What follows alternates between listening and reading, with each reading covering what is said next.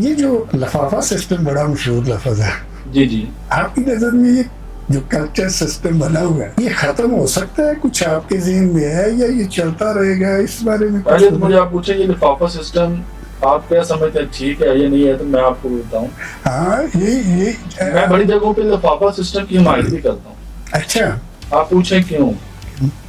بظاہر لفافہ سسٹم ختم ہو سکتا ہے. میں پہلے آپ کے سوال پہ جواب دوں. لفافہ سسٹم ختم ہو سکتا ہے، کم ہو سکتا ہے، وہ تب ہوگا کہ جب آپ کے ادارے، میڈیا انڈسٹریز جو ہیں وہ اتنی اسٹیبلش ہوں کہ وہ اپنے نمائندے کو، اپنے رپورٹر کو اس قدر خوشحال کریں کہ اس کو لفافے کی ضرورت ہی نہ پڑے. میں آپ کی بات کاٹ رہا ہوں. یقین کریں میں نے کوشچن کرنے سے پہلے نا میرے مائنڈ میں یہی بات تھی کہ مجھے یقین تھا کہ آپ یہی جواب دو گے، اور میرا بھی مائنڈ یہی ہے. پچھلے دنوں ایک جرنلسٹ آئی ہوئی تھی لیڈیز، ہم بات کی یہی، وہ کہتی ہیں کہ سب سے زیادہ کام جو ہے نا تحصیل لیول پہ ہوتا ہے، محنت وہ جرنلسٹ کرتا ہے. ٹھیک ہے، ساری کوریج اور ایسی نیوز نکالتا ہے جان پہ کھیل کے. ٹھیک ہے کہ لیکن ہوتا کیا ہے، جو ادھر اے سی میں بیٹھے ہوئے ان کو ساری فیسلٹی ہے ایسے ہی. ٹھیک ہے، اور جو ادھر جان پہ کھیل کے کر رہا ہے اس کو کوئی فیسلٹی نہیں ہے. دیکھیں جو ڈیسک پہ بیٹھا ہوا ہے، جو نیوز کلیکٹ کر رہا ہے، ٹھیک ہے، وہ بات بالکل ٹھیک ہے کہ اس کو ریوالونگ چیئر بھی ملی ہوئی ہے، ٹیبل بھی ملا ہوا ہے، اس کے اوپر اے سی بھی لگا ہوا ہے. اس کی جو ٹائمنگ ہے وہ بھی 8 گھنٹے کی شفٹ ہے اس نے کرنی ہے، اور 8 گھنٹے کی شفٹ کے عوض اس نے جو ہے وہ ماہانہ اپنا وہ بھی لینا ہے، اجرت بھی اپنی لینی ہے، اور اس کے ساتھ ساتھ اس کو ایک دن کی چھٹی بھی ہے، چھٹی بھی ہے. ٹھیک ہے، لیکن جو فیلڈ رپورٹر ہیں، جو تحصیل لیول پہ کام کر رہا ہے، جو ڈسٹرکٹ لیول پہ کام کر رہا ہے، جو ٹاؤن اور سٹی لیول پہ کام کر رہا ہے، وہ تو 24 آور باؤنڈ ہے. اگر اللہ نہ کرے کہ رات کو 12 بجے کوئی ایسا انسیڈنٹ ہو گیا تو ہم نے تو اٹھ کے جا کے اس کو خبر کو بھیجنا ہے. مجھے یاد ہے یہ لاسٹ دسمبر 2024 جو ابھی گزرا ہے، آپ کے یہ جو کشتی حادثہ ہوا تھا لیبیا میں، جس میں ہمارے کھاڑیاں کے جوڑا گلکو اور یہاں کے جو کم از کم 10-12 بچے شہید بھی ہوئے اور کافی سارے بچے لاپتہ بھی ہوئے. تو میں اپنے آفس ہی بیٹھا ہوا تو مجھے 7 بجے کال آ گئی.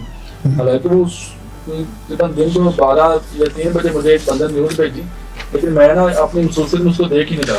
مجھے 7 بجے ہم نیوز کے ڈیسک سے کال آتی ہے، آر یو خیر؟ میں نے کہا یس آئی ایم خیر. ٹھیک ہے، واٹ ہیپنڈ؟ ٹھیک ہے، تو کہتے ہیں آپ کو پتا ہے کہ آپ کے ایریا میں ایک بہت بڑا انسیڈنٹ ہو گیا. میں نے کہا کیا ہوا سر؟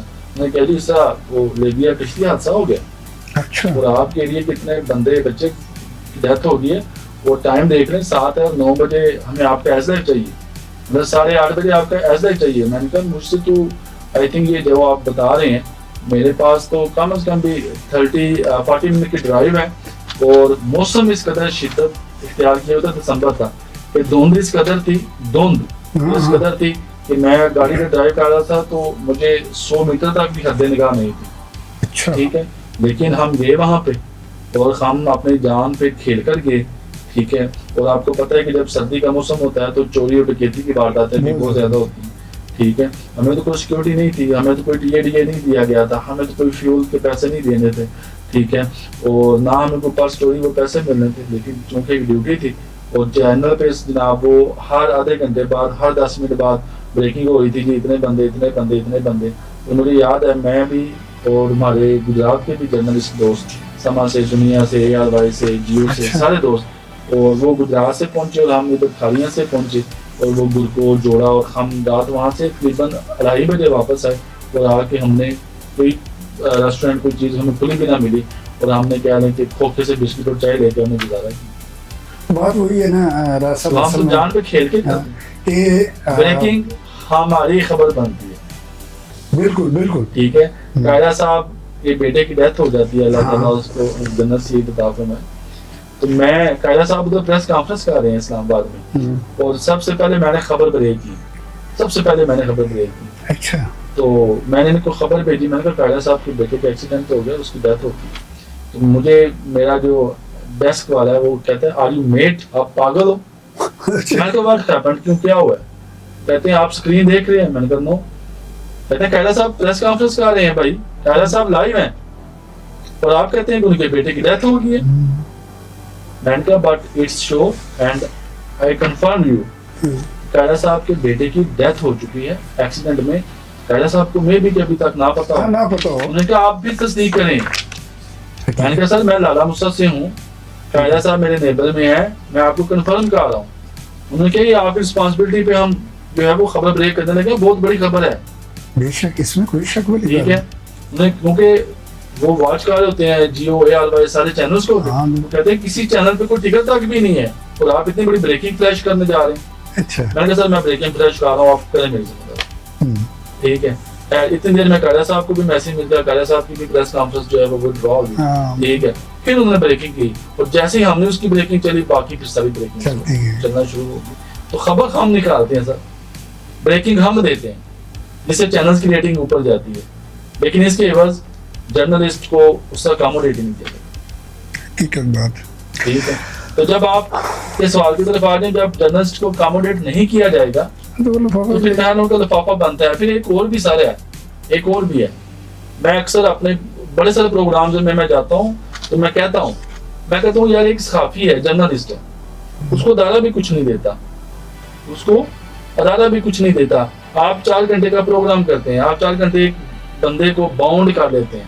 اگر تو اس نے اخبار میں لکھنا ہے تو وہ کوئی بات نہیں، اگر اس نے ٹی وی چینل پہ بھیجنا ہے تو وہ خود بھی باؤنڈ ہوگا، اس کے ساتھ کیمرہ مین بھی باؤنڈ ہوگا، وہ 2 سے 3 بندے باؤنڈ ہیں آپ کے لیے. 4 گھنٹے آپ باؤنڈ کرتے ہیں. آپ ساؤنڈ سسٹم والے کو پیسے دیتے ہیں، آپ جو کرسیاں لگاتے ہیں اس کو پیسے دیتے ہیں، آپ جو کیٹرنگ کرواتے ہیں، جو شامیانہ لگواتے ہیں، مینس جس نے جو بھی کرنا ہے آپ نے اس کو پیسے دینے ہیں. سر آپ جرنلسٹ کو کیوں نہیں اکاموڈیٹ کرتے؟ وائی؟ بالکل. کیا جرنلسٹ کے ساتھ پیٹ نہیں لگا ہوا؟ اس کی ضروریات نہیں ہے، اس کی فیملی نہیں ہے؟ کیوں؟ یہ بہت بڑا کوسچن مارک ہے سر. ایک ایم این اے ہے، ایک ایم پی ہے، ایک ڈیرہ دار ہے، وہ پریس کانفرنس کرتا ہے، 2 گھنٹے آپ کو بٹھاتا ہے، آپ کو اپنی باتیں سناتا ہے اور آپ سے وہ سوال بھی نہیں لیتا. ہمارے یہاں پہ مزاج یہ ہے کہ ڈیرہ دار آپ کے یہاں یہ کوئی تلخ سوال بھی نہیں آپ سے لیں گے. ٹھیک ہے، پھر آپ کو یہ بھی کہیں گے کہ چوہی صاحب اس کو ذرا نمایاں کوریج دیجیے گا. سر چوہی صاحب کو آپ کیا دیں؟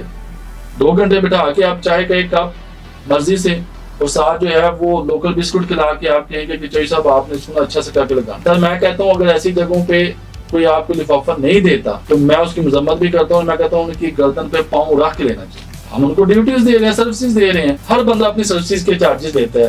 جرنلسٹ کیوں فری ہے؟ تو وہ بات وہی آ گئی کہ جب صحافی کی باری آتی ہے، ایک تو یہ میرا خیال ہے کچھ زیادہ ہی میں دیکھتا ہوں کہ ہم لوگوں پہ ایلیگیشن بھی بڑے ہوتے ہیں، بدنام بھی بڑے زیادہ ہیں. ٹھیک ہے، حالانکہ اگر کسی بھی شعبے پہ جایا جائے اس میں نیگیٹو پازیٹیو ہوتی ہے. ڈیفینیٹلی وہ تو ہر جگہ پہ. ٹھیک ہے، یہ آپ نے بات کی نا کہ اتنے بندوں کو بلا کے ہم سارا کچھ خود دے رہے ہیں، لیکن جب صحافی کی باری آتی ہے تو میں ایک جو آپ نے بات کی نا اس سے ایگری بھی ہوں کہ ایسے بندوں سے اس کی گردن پہ پاؤں رکھ کے لینے چاہیے. سر میں تو علی دانیہ کہتا ہوں